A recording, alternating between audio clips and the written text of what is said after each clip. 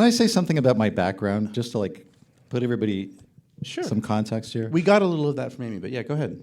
Oh, you did? She did. You know, She I gave made you my your- first film was an anti-nuclear film. It really, so it launched my career. And, Radio Bikini. Yeah, yeah. I mean, it was about nuclear weapons, but you know, to me, it was all the same. And the last two films I made before this have been about the environmental movement, the history of the environment, glowing, loving movies about the rise of the environmental movement.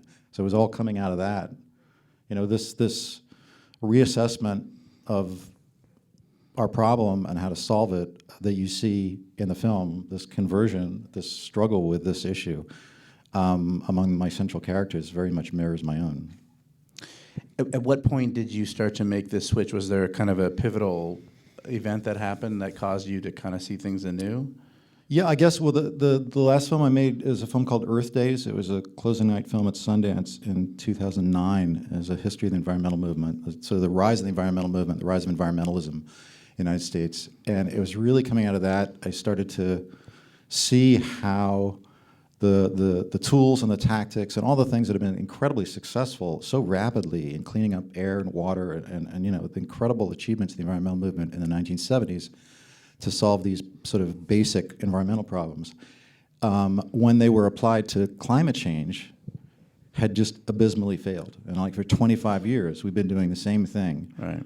and it just hasn't worked. And I think, you know, you go to see movies about climate change, you walk out, you want to slit your wrists. I mean, it's like, what are you going to do? And so it's breeding a lot of denial, right?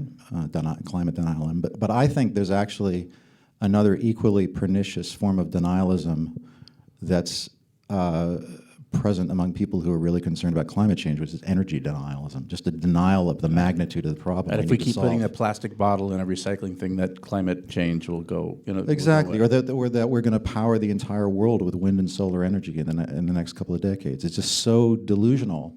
It's just not going to happen. I know people want to think that it is, but we actually have hard decisions to make if we really want to solve this problem. And we have to solve this problem. And our generation has to make the decisions. It's like not something we can kick the can down the road.